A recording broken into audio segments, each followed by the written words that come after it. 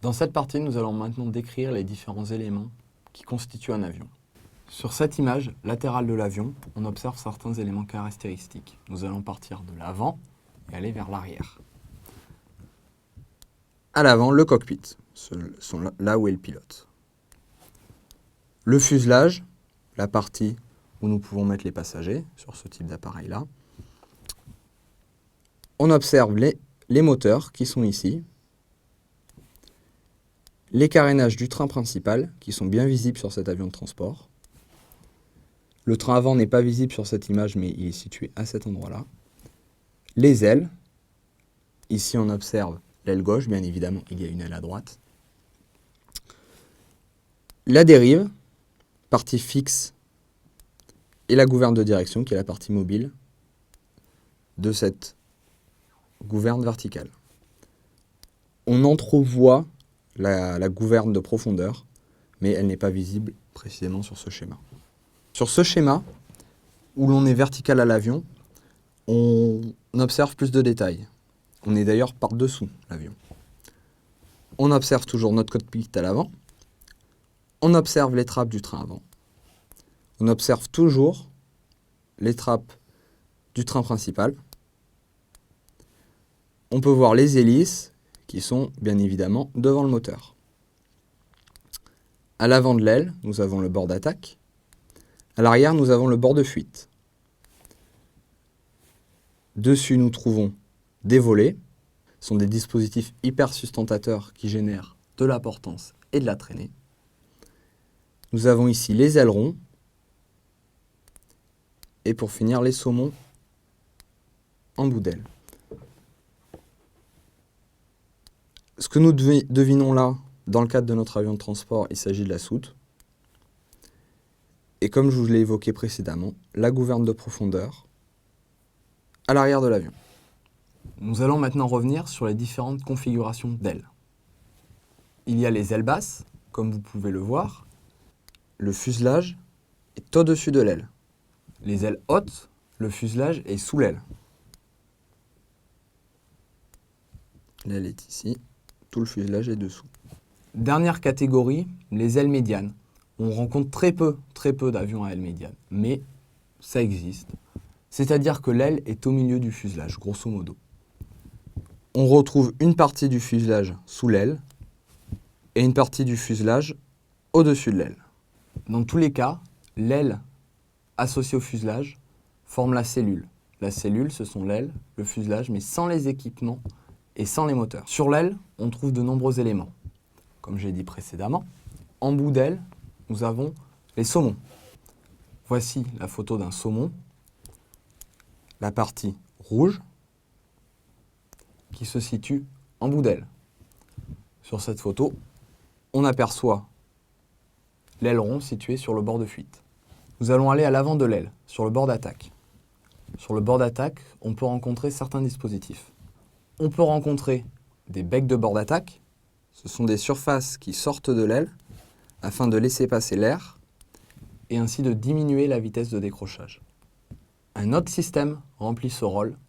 Il s'agit des générateurs de vortex. On peut les voir ici en rouge sur cette aile. Sur le bord de fuite, on retrouve les ailerons, les volets. Les volets génèrent de la portance et de la traînée. Si l'on continue l'aile, il y a l'emplanture. L'emplanture assure le joint entre le fuselage et l'aile. Il faut savoir que sur certains avions, à l'emplanture, on trouve un carman. Le carman est une surface qui permet d'améliorer le flux aérodynamique. Sur cet avion, il est ici. Il permet d'améliorer les flux qui passent par l'emplanture. Sur les planeurs, on peut trouver aussi des aérofreins. Ce sont des surfaces qui se dressent verticalement. Sur les avions de chasse, on a tendance à trouver les aérofreins plutôt à l'arrière de l'appareil et non sur les ailes. Mais les premiers avions de chasse, tels les Mirage, avaient aussi des aérofreins sur l'aile.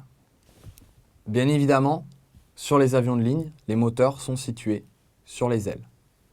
Surtout les gros avions de ligne. Quelques petits ont les moteurs sur la queue, mais la plupart les ont sur les ailes. Cela va de 2 à 6. Nous allons maintenant parler du dièdre. Le dièdre de l'aile est défini suivant la hauteur du saumon par rapport à l'emplanture. On peut parler de dièdre négatif ou de dièdre positif. Le dièdre est négatif lorsque l'emplanture est plus haute que le saumon.